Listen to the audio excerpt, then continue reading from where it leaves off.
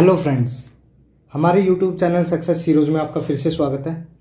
हमारी पिछली वीडियोज़ को जो आप इतना सारा प्यार दिए जा रहे हो उसके लिए हम आपका बहुत बहुत धन्यवाद करते हैं और आशा करते हैं कि आपका प्यार हमेशा हमारे साथ ऐसे ही बना रहेगा। आपको अगर हमारी वीडियोज़ अच्छी लग रही हैं तो हमारे यूट्यूब चैनल सक्सेस हीरोज़ को सब्सक्राइब करें, वीडियोज़ को लाइक, कमेंट और दोस्तों के साथ ज़्यादा से ज़्यादा शेयर करें। ठीक है, देखिए रेशो एंड प्रोपोर्शन के हम 2 पार्ट बना चुके हैं। आज हम तीसरा पार्ट करने जा रहे हैं जिसमें हमने थोड़े से अच्छे लेवल के क्वेश्चन लिए हैं। ठीक है, तो चलिए शुरू करते हैं। देखिए दिया क्या हुआ है हमारे पास, दिया हुआ है हमारे पास कि एक बर्तन में 20 लीटर अमल है। ठीक है, एसिड है यानी उसके अंदर बर्तन से 4 लीटर अमल निकाल दिया जाता है और उतनी ही मात्रा में पानी डाल दिया जाता है। फिर से यानी दोबारा फिर 4 लीटर मिश्रण निकाल दिया जाता है और फिर से उतनी ही मात्रा में पानी डाल दिया जाता है। तो शेष अमल और आरंभिक अमल जितना स्टार्टिंग में अमल था उसका अनुपात ज्ञात करना है हमें। ठीक है, ये हमें निकालना है। ठीक है, तो इसका देखिए मैं इस क्वेश्चन को करने का तरीका बताता हूँ मैं आपको कि इसको कैसे करना है। देखिए इसका एक मैं फॉर्मूला लिखा देता हूँ आपको कि देखिए जो शेष अमल बचता है हमारे पास उसको निकालने का एक फॉर्मूला बना लीजिए कि ये शेष अमल है, ये आरंभिक अमल है, जो शेष अमल इक्वल टू आरंभिक अमल। ठीक है, ये अमल की जगह दूध कुछ भी हो सकता है। ठीक है, तो यहां से मल्टीप्लाई बाय 1 माइनस के। ठीक है, निकाली गई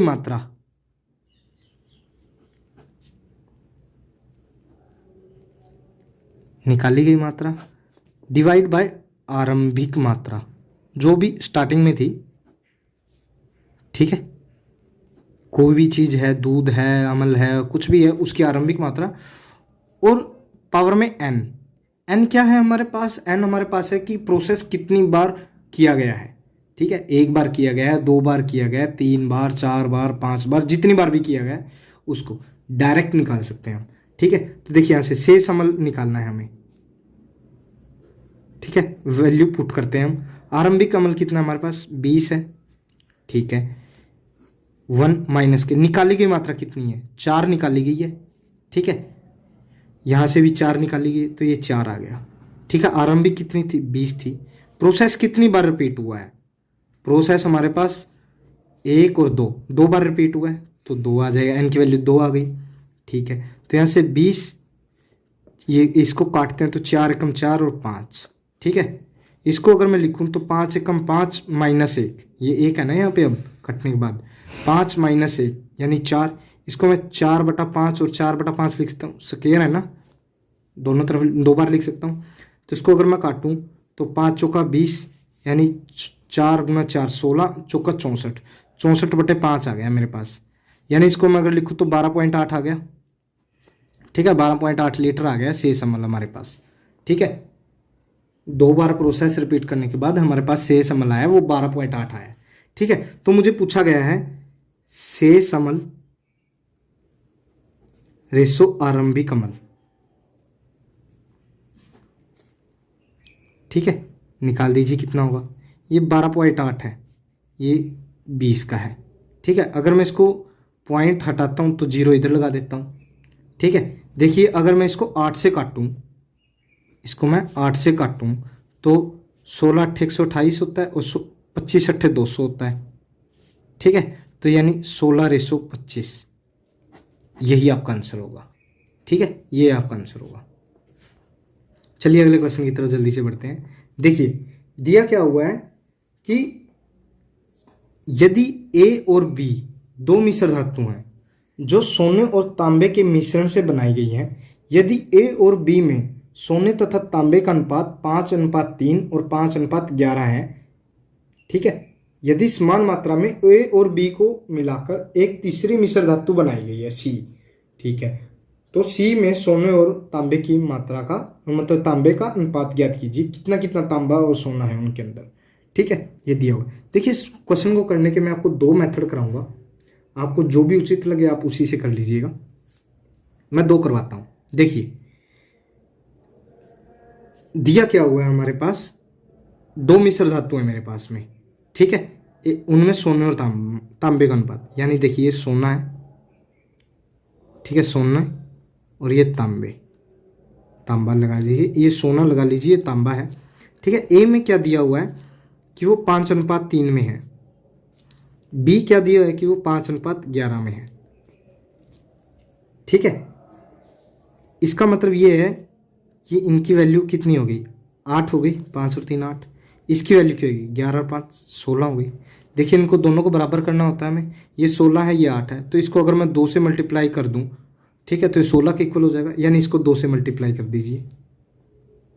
ठीक है, तो ये क्या होगा, 5 दूनी 10 रेशो 3, 3 दूनी 6 हो गया, सॉरी माफ़ कीजिएगा। ठीक है, ये 5:11 ही रहेगा। ये इसको 1 से मल्टीप्लाई कर दीजिए, बोल दीजिए जो भी है। ठीक है, 5:11 हो गया। ठीक है, तो सी क्या होगा, सी दोनों का मिलाया गया ना। अगर मैं इन दोनों को जोड़ दूंगा तो सी का रेशो वही होगा, यानी 10 और 5 15 और 11 और 6 17। तो सी में 15:17 में अनुपात में होगा। ठीक है, देखिए अब हम दूसरा मेथड करते हैं। देखिए मैं निकाल लेता हूँ, सोना एक तरफ ले लेता हूँ, ठीक है, और तांबा एक तरफ है।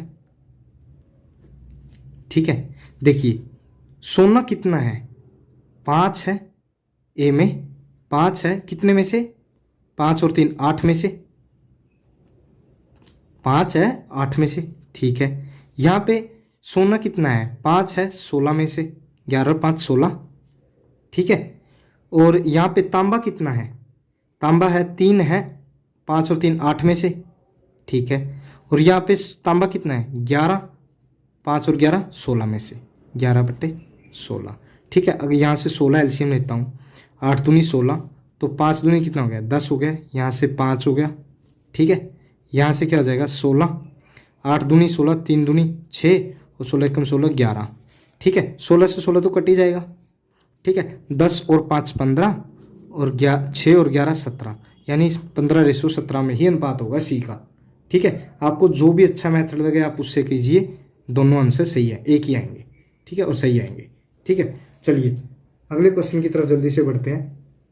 देखिए दिया क्या हुआ है, दिया हुआ है 2 मिश्र धातुओं में सोना और चांदी का अनुपात क्रमशः 7:22 और 21:37 है। तो इन दोनों धातुओं को किस अनुपात में मिलाया जाए कि नई मिश्र धातु में सोना व चांदी का अनुपात 25:62 हो जाए। ठीक है, देखिए मान लीजिए ये सोना है, ये चांदी है। ठीक है, ये ए कोई मिश्र धातु है, ए में क्या दिया है कि 7:22 में है वो। ठीक है जी, बी में कितना है, बी में है 21:37। ठीक है, और टोटल कितना हो रहा है हमारे पास, 25:62। ठीक है, देखिए इसको अगर मैं जोड़ दूं, 7 और 22 यानी 29 हो रहा है। इसको मैं अगर जोड़ूंगा तो 21 और 37 58 हो रहा है। इसको जोड़ूंगा तो 25 और 62 87 हो रहा है। अगर मैं इनका एलसीएम लेता हूँ तीनों का, ठीक है, तो इनका एलसीएम आएगा 29 58 और 187। इनका एलसीएम आएगा 174। यानी अगर इसको 6 से गुना कर दूं बराबर हो जाएगा, यानी इसको 3 से गुना कर दूं तो भी 174 हो जाएगा, और इसको 2 से गुना कर दूं तो भी 174 हो जाएगा। ठीक है, बराबर हो गए अब हमारे पास। ठीक है, तो हमने किया क्या है कि मतलब इसको करना क्या है कि इसको 6 से मल्टीप्लाई कराया है। ठीक है, इसको 6 से मल्टीप्लाई कराया है, और इसको कितने से, इसको 3 से मल्टीप्लाई कराना है, तो इसको 3 से मल्टीप्लाई करा दीजिए। इसको कितने से, इसको 2 से। ठीक है, यानी कि ये क्या हो गया, ये 7 6 का 42 हो गया, और 22 6 का 132 हो गया। ठीक है जी, ये कितना हो गया, ये 21 या 63 हो गया, और 37 या 111 हो गया। ठीक है, यहाँ से कितना हो गया, 25 दूनी 50 हो गया, और 62 दूनी 124 हो गया। ठीक है, ठीक है, तो देखिए या तो इनका अनुपात ले लीजिए जैसे हमने पीछे किया था, या इनका अनुपात ले लीजिए, आंसर एक ही आएगा। ठीक है, या देखिए 42 ए का है, बी का 63 है, टोटल कितना बन रहा है 50। ठीक है, तो यानी किस अनुपात में मिलाया गया उनको, 63 में 50 में घटाऊंगा तो 13, 50 में से 42 घटाऊंगा तो 8, यानी उनको 13:8 में मिलाया गया है। देखिए यहाँ से भी निकाल लीजिए अगर निकालना चाहते हो तो आप। ये 132 है, ये 111 है, ये 124 है। कर दीजिए। 124 में से 111 घटाऊंगा तो 13, 132 में से 124 घटाऊंगा तो 8। देखिए 13:8 ही आ रहा है इसमें से। ठीक है, तो दोनों में से 13:8 आएगा। जैसा भी करना चाहे आप कर सकते हैं। ठीक है, आ गया समझ में। चलिए अगले क्वेश्चन की तरफ बढ़ते हैं जल्दी से। देखिए अगले क्वेश्चन में हमें बोला क्या गया है।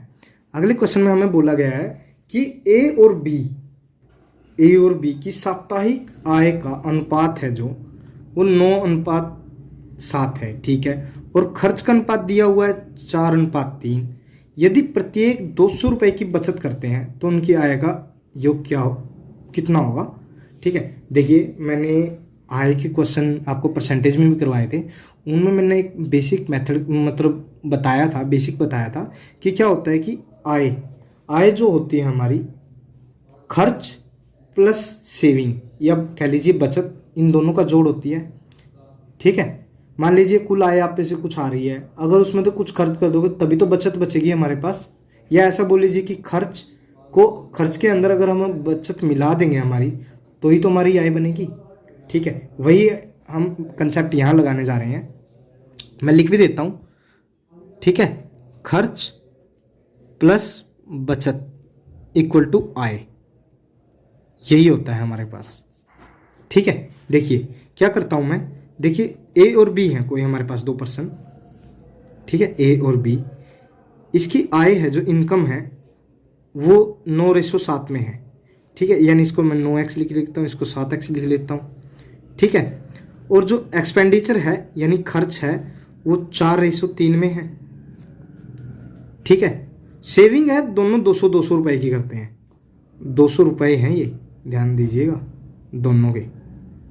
ठीक है, तो अगर देखिए मैं अगर आय में से बचत घटा देता हूँ, ये बचत उधर ले जाता हूँ तो खर्च बच जाएगा मेरे पास। हम यही कंसेप्ट लगाएंगे। देखिए 9x में से अगर मैं 200 घटा दूँ, यहाँ पे रेशो में 7x में से मैं 200 घटा दूँ, 200 रुपये हैं दोनों के। ठीक है, तो रेशो 4:3 आ रहा है कि नहीं आ रहा, खर्च 4:3 आ रहा है। ठीक है, तो यही कंसेप्ट लगाना था यहाँ पे। तो यहाँ से क्या होगा, देखिए 7 चौका 28x माइनस के 800। ठीक है, यहाँ से क्या होगा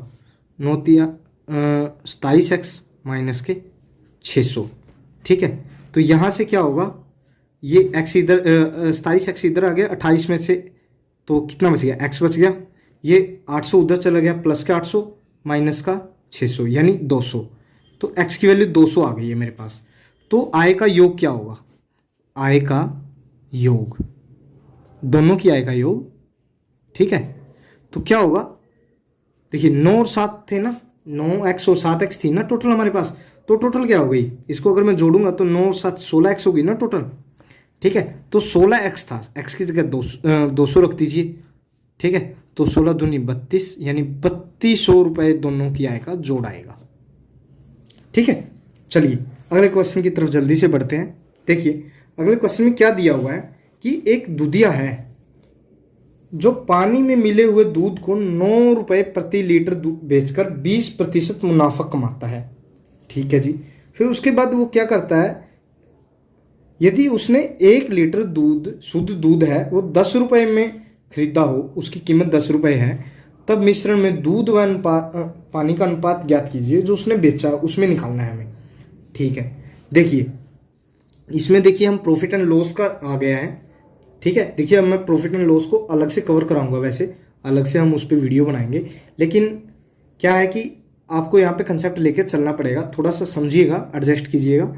ठीक है, मान लीजिए उसका दूध का क्रय मूल्य है, मान लीजिए दूध का क्रय मूल्य मैंने 100 रुपये मान लीजिए। ठीक है, ठीक है, लाभ कितना हुआ है मेरे पास, मुनाफा मेरे पास 20% का हुआ है। ठीक है, तो विक्रय मूल्य क्या आ जाएगा मेरे पास, अगर मैं विक्रय मूल्य निकालता हूं क्या होगा, क्रय मूल्य गुणा में 100 प्लस के लाभ। ठीक है, 100 प्लस लाभ यानी 100 प्लस 20 120 हो गया, डिवाइड बाय 100 कर लीजिए। ठीक है, 100 से 100 कट गया यानी विक्रय मूल्य आ गया हमारे पास 120 रुपये। ठीक है, 120 रुपये आ गया। देखिए हमें अब क्या दिया हुआ है, 120 रुपये की वैल्यू है, जो 120 रुपये हमारा विक्रय मूल्य है ना, लेकिन उसने बेचा कितने में, 9 रुपये प्रति लीटर बेचा है, यानी 120 रुपये की वैल्यू 9 रुपये आ गई। ठीक है भाई, 9 रुपये आ गई है। हमें क्या निकालना है कि हमें जो निकालना है उसका क्रय मूल्य निकालना है, क्योंकि उसने दूध कितने में खरीदा ये निकालना है ना हमें। ठीक है, तो 100 रुपये की वैल्यू कितनी आएगी, 9/120 गुना में 100। ठीक है, यहाँ से 0 से 0, 2 पे 2 छिके 12, 2 पंजे 10, यहाँ से 3 पे काट लीजिए। ठीक है, 3 से काटिए, 3 दूनी 6 और 3 तिया 9, यानी ये 15/2 आ गया। 3 पंजे 15/2, यानी मैं इसको 7.5 लिख सकता हूँ, 7.5। ठीक है, देखिए अब क्या बोलता है कि वो हमें वही अनुपात लगाना है कि 10 रुपये में कोई चीज़ खरीद दी। ठीक है, 7.5 की वो मतलब उसको पड़ रही थी। ठीक है, 7.5 की पड़ रही थी ना, शुद्ध दूध उसने खरीदा 10 का है, लेकिन उसको जो उसने बेचा है वो 7.5 रुपये का पड़ रहा है। ठीक है, तो क्या होगा, देखिए मैं दूध के अंदर मैंने पानी मिलाया है, तभी तो रेशो आएगा। पानी कितने का आता है, पानी तो फ्री है भाई, कहीं से भी ले लो आप। ठीक है, वैसे तो देखिए हम बोलेंगे कि ऐसा नहीं है कि दिल्ली वगैरह बड़े शहरों में, ठीक है, पानी फ्री में नहीं मिलता है, लेकिन अगर हम दूध वाले क्वेश्चन में निकालते हैं तो यहाँ पे पानी हम फ्री में ही मान के चलते हैं, क्योंकि पानी तो बहुत सी ऐसी जगह हैं जहाँ, मोस्टली ऐसी जगह हैं जहाँ पे फ्री में ही मिलता है। अभी तो फ्री में ही मिलता है, बाकी आगे की पता नहीं है। ठीक है, तो पानी का मैंने जो मान लीजिए वो 0 मान लिया है। ठीक है, तो यहाँ से माइनस कर दीजिए, 7.5 में से 0 माइनस करता हूँ तो 7.5 आ गया, 10 में से 7.5 करता हूँ तो 2.5 आ गया। देखिए पॉइंट से पॉइंट काट देता हूँ मैं, यहाँ पे 25 बच गया, यहाँ पे 75, 25 या 75 होता है, यानी 3:1। 3:1 में वो अगर मिलाए गए होंगे। ठीक है, आ गया समझ में, ये आंसर है हमारा। ठीक है, चलिए अगले क्वेश्चन की तरफ बढ़ते हैं। देखिए दिया क्या हुआ है कि सफल और असफल छात्रों का अनुपात, ठीक है, 6:1 है। ठीक है, 6:1 है। यह अनुपात 9:1 हो जाता है अगर 6 और छात्र सफल हो जाते हैं। ठीक है, हो जाते हैं, ठीक है यहाँ पे सफल हो जाते हैं। ठीक है, तो कुल छात्र ज्ञात कीजिए कितने होंगे। ठीक है जी, कुल छात्र हम निकाल लेते हैं। देखिए सफल हैं जो, और ये असफल हैं। ठीक है, सफल और असफल हैं। सफल कितने हैं, 6 हैं, और यहां से कितने, 1 है। ठीक है, और यहां से ये अनुपात 9:1 हो जाता है, 9:1 हो जाता है ना। ठीक है, देखिए इसको अगर मैं x मान लेता हूं, ठीक है, तो कुल छात्र कितने होंगे, ये कुल छात्र होंगे ना भाई, दोनों का जोड़। ठीक है, क्योंकि एक क्लास में या तो कोई फेल होगा या कोई पास होगा। ठीक है, ऐसे ही होगा ना कि अगर पेपर देने जाएं, ठीक है, जो पेपर देने जाए या तो फेल होगा या पास होगा। ठीक है, तो 6 और 1 7, 7x हो गए। ठीक है, यहाँ से क्या हो गया, 9 और 1 10 हो गया हमारे पास। ठीक है, देखिए अगर 6x में मैंने 6 जोड़ा, ठीक है, 6 छात्र और सफल करा दीजिए मैंने, टोटल कितने थे, 7x थे, तो क्या होगा कि उनका रेशो 9:1 हो जाता है ना, तो ये 9 हो गया, लेकिन हमने टोटल छात्र लिया है ना नीचे, तो ये 10 हो गए। ठीक है, क्रॉस मल्टीप्लाई करा दीजिए यहाँ से, 9 7 63x, यहाँ से क्या हो गया, 10 6 60x प्लस के 60, यहाँ से अगर मैं 63, ये 60 इधर आके माइनस का हो जाएगा, तो यहाँ से 63 में से 60 घटाऊंगा, 3x बचा है, इक्वल टू 60, यानी x की वैल्यू क्या आ गई है, x की वैल्यू 20 आ गई है। ठीक है, x की वैल्यू 20 आ गई है, तो कुल छात्र कितने होंगे, कुल छात्र होंगे हमारे पास 7 × 20, यानी 140 छात्र होंगे हमारे पास टोटल। ठीक है, लिख भी लीजिए यहाँ पे, कुल छात्र कितने होंगे, 7 गुना में 20 यानी 140। ठीक है, चलिए अगले क्वेश्चन की तरफ बढ़ते हैं जल्दी से। क्या दिया हुआ देखिए, टॉम जेरी का पीछा कर रहा है भाई। ठीक है, जब टॉम 8 कूद लगाता है तो तो जेरी 6 कूद लगाता है। परंतु टॉम जितनी दूरी 7 कदम में तय करता है उतनी ही दूरी जेरी 5 कदम में तय कर लेता है। ठीक है, तो उनकी चाल का अनुपात ज्ञात कीजिए, यह हमें दिया हुआ है। ठीक है, देखिए ये मान लीजिए टॉम है, ये जेरी है। ठीक है, उसने क्या दिया हुआ है कि टॉम 8 कूद लगाता है, यानी देखिए ये जंप है उसके, ये जंप है उसका, कूद है यानी ये। ठीक है, कितनी कूद लगाता है वो 8/6 में लगाते हैं, ये 8 लगाता है, ये 6 लगाता है। ठीक है, लेकिन बोला हुआ है कि टॉम जितनी दूरी 7 कदम में तय करता है उतनी ही दूरी जेरी 5 कदम में तय कर लेता है। ठीक है, यानी उनके द्वारा डिस्टेंस जो तय की गई है, दूरी जो तय की गई है, ठीक है, वो 7/5 में तय की गई है। ठीक है, स्पीड निकालनी है हमें। देखिए स्पीड क्या होती है कि अगर जंप जो समय होता है ना, ठीक है, समय जब हम स्पीड निकालते हैं तो डिस्टेंस ओवर टाइम करते हैं। ठीक है, तो मतलब कि टाइम का उल्टा ही होती है स्पीड एक किस्म से देखा जाए तो इसके लिए हम इसको उल्टा करवा देते हैं।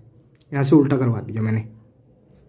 ठीक है, उल्टा करवा दिया तो यहाँ से क्या हो जाएगी 8×5 = 40 और यहाँ से 6/6 इन क्वेश्चनों में देखिए ऐसे ही कीजिएगा। ठीक है, तो यानी अगर मैं 2 से इनको काटूँ तो 20/21, यानी उनकी चाल का अनुपात आ रहा है 20/121 और यही हमारा आंसर होगा। ठीक है, चलिए अगले क्वेश्चन की तरफ जल्दी से बढ़ते हैं। देखिए दिया क्या हुआ है कि एक फैक्ट्री में प्रत्येक कामगार का वेतन, देखिए मैं इसको एक तरीके से और बता देता हूँ। ठीक है, देखिए मान लीजिए वो 8/6 में थे जंप उनके।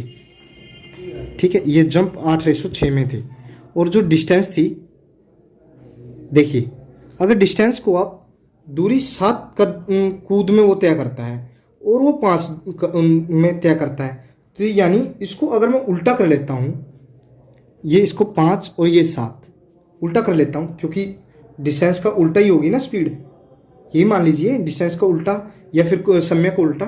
ठीक है, तो इसको मैं उल्टा मान लेता हूँ, तो स्पीड क्या होगी यहाँ से डायरेक्ट लिख सकते हैं हम 8×5 = 40, 7×6 = 42। इसको ऐसे लिख लीजिए जैसा भी आपका मन करे 20/21। ठीक है, 2 से काटने के बाद। ठीक है, 2 से काटने के बाद ये 20/21 हो जाएगा।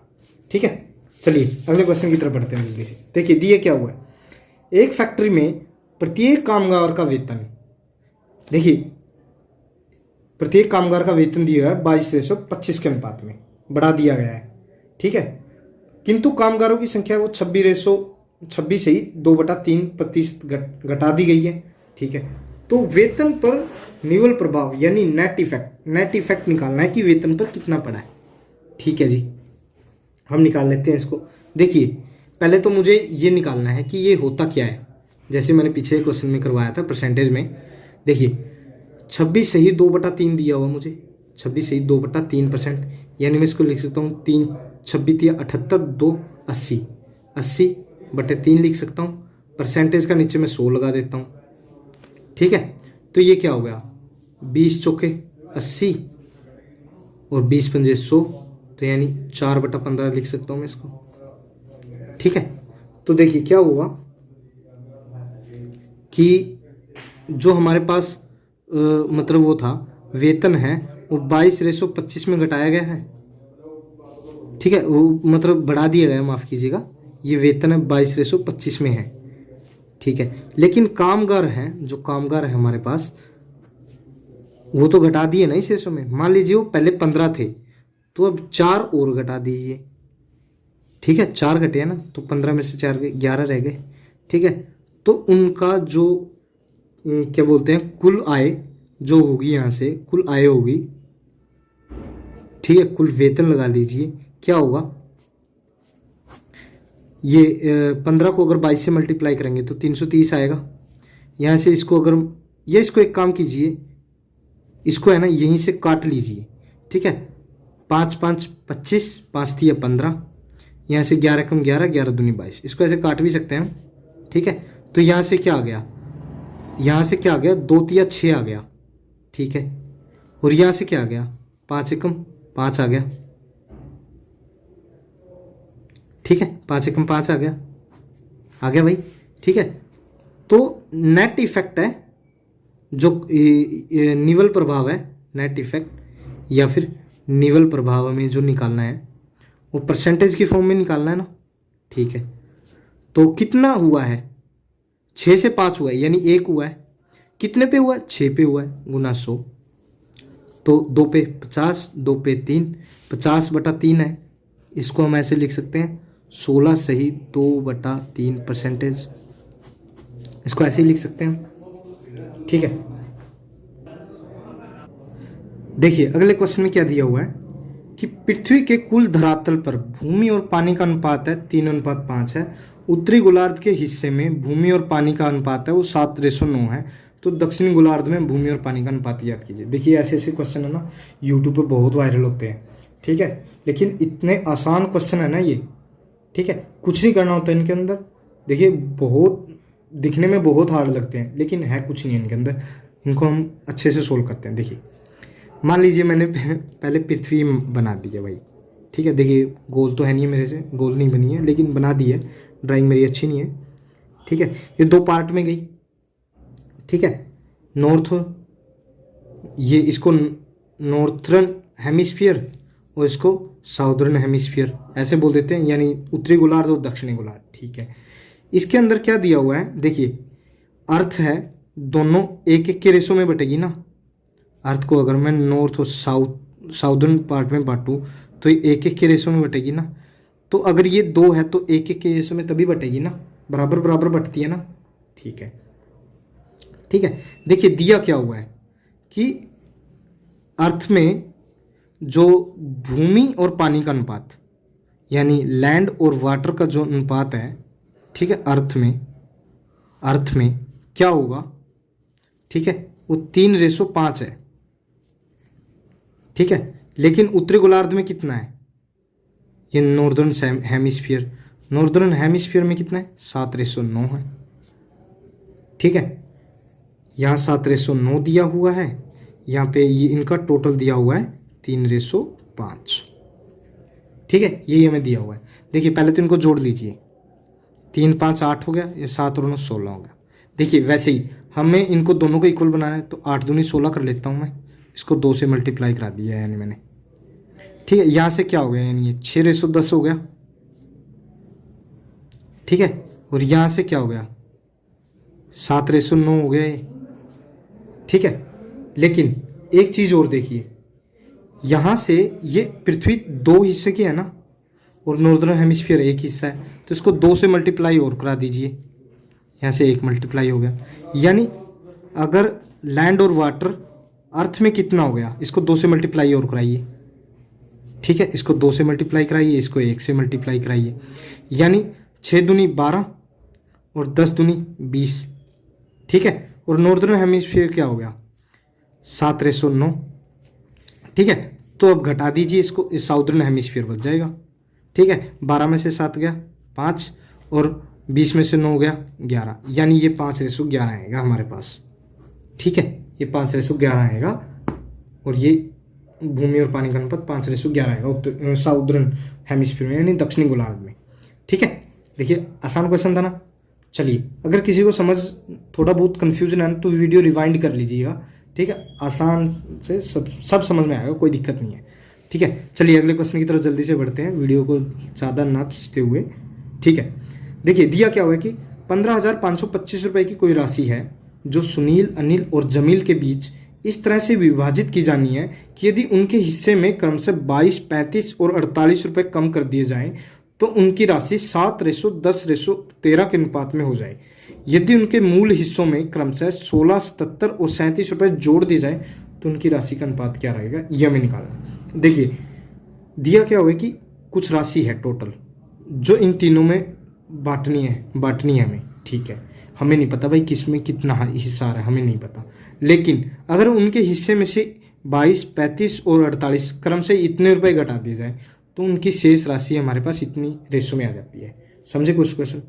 मान लीजिए, देखिए मान लीजिए सुनील की जो राशि है वो x रुपए है, अनिल की है जो वो y है, और जो जमील की है वो z है। ठीक है, हमें ये दिया हुआ है। ठीक है, अगर मैं x में से 22 घटा दूं, ठीक है, तो 7:13:10 अनुपात आ रहा है। मान लीजिए ये 7a है, ये 10a है, ये 13a है, तो ये 7a हो गया। यहाँ से अगर मैं y में से 35 घटा दूं, 35 रुपये घटाने हैं, ठीक है, तो क्या होगा, 10a आ जाएगी। ठीक है, अगर मैं यहाँ से z में से 48 रुपये घटा दूं तो क्या आ जाएगा, 13 आ जाएगा। देखिए इसको सोल्व कर लेते हैं। x की वैल्यू क्या आ गई, 7a + 22 आ गई। यहाँ से y की वैल्यू क्या आ गई, 10a + 35 आ गई। ठीक है, यहाँ से z की वैल्यू क्या आ गई, 13a + 48 आ गई। ठीक है, चलिए देखिए क्या दिया हुआ है अब हमारे पास। ये हमारे पास है ना, इन तीनों की राशि का जो जोड़ है हमें 1525 दिया हुआ है, यानी इन तीनों को जोड़ दीजिए। देखिए 7 और 10 17 और 13 30, यानी 30a। ठीक है, प्लस के यहाँ से 22 और 35 57 और 48 105, यानी 105 रुपये। ठीक है, इन तीनों की जो राशि है मिलाने के बाद ये इन तीनों में बांटी गई थी ना, ये 15,525 है। ठीक है, यहाँ से 30a, ये 105 उधर जाके ये 20 और यहाँ से 4 15,420 हो गया। जीरो से जीरो कैंसिल, 3 से काटेंगे तो हम यहाँ से a की वैल्यू क्या आएगी, 3 × 5 = 15, 3 × 1 = 3 और 3 × 4 = 12। a की वैल्यू 514 आ रही है। ठीक है, तो यानी x की राशि क्या होगी। ठीक है, ये इधर ही लिख लेता हूँ मैं, यहीं लिख लेता हूँ, 7 × 514 + के 22। ठीक है, यानी इसको अगर मैं लिखता हूँ 3598 + के 22। ठीक है, ये कितना हो गया, ये हो गया हमारे पास 0 8 2 10 की 0 9 और 2 11 1 12 और 35 1 36 3620 हो गया हमारे पास। ठीक है, और y क्या हो गया हमारे पास, 10a + के 10a है ना, तो a की जगह 514 रख रहा हूँ मैं। ठीक है, प्लस के कितना 35। ठीक है, तो ये क्या 5140 + के 35, इसको जोड़ेंगे तो 5175 हो जाएगा। ठीक है, ठीक है, और ये z है, z की क्या है कि 13 × 514 + के 48। 13 को जब 514 से गुणा करता हूँ तो 13 × 4 = 52, 13 × 13 और 5 18 80 1 13 × 5 = 65 और 1 66 + के 48, इसको जोड़ दीजिए, 8 और 2 10, 8 और 4 12 और 1 13 और 66 और 1 67 6730। देखिए अब उसने क्या बोला है कि अगर 16 77 और 37 रुपये में जोड़ दिए जाए तो उनकी राशि का अनुपात क्या होगा। देखिए 3620 में अगर 16 जोड़ता हूँ मैं, 3620 में 16 जोड़ दीजिए, उनका अनुपात निकालना है ना, हम डायरेक्ट अनुपात निकाल रहे हैं। अब 5175 में 77 जोड़ दीजिए और यहाँ 6730 में 37 जोड़ दीजिए। ठीक है, जोड़िए क्या होगा, ये यहाँ से 6 2 और 1 3, ये 3636 हो गया। यहाँ से 7 और 5 12, 7 7 14 और 1 7 7 14 और 1 15। ठीक है, 51 और 1 52, ये हो गया। ठीक है, यहाँ से जोड़ेंगे तो 7 3 और 3 6 और ये 67 है। ये देखिए कुछ दिख रहा है इनके अंदर कॉमन, दिख रहा है ना कि दोनों की संख्या रिपीट हुई है, 36 36 है, 52 52 है, 67 67। जब भी आपको ऐसा मिले, जब भी संख्या रिपीट हो, तो इसका मतलब है उनके अंदर एक कॉमन फैक्टर छिपा हुआ है। और वो कॉमन फैक्टर क्या होगा, वो कॉमन फैक्टर होगा 101 का। देखिए अगर मैं 101 को इधर देखिए 101 को 15 से मल्टीप्लाई करता हूँ, ठीक है, 15 एकम 15 और 15 एकम 15 ऐसे आएगा ना। किसी भी संख्या को 101 से गुना करेंगे तो वो रिपीट में आएगी भाई। ठीक है, 2 अंकों की कोई भी संख्या हो तो इतने रिपीट में ही आएगी। ठीक है, तो क्या कीजिए, इसको है ना, मतलब 101 से डिवाइड कर दीजिए सब जगह।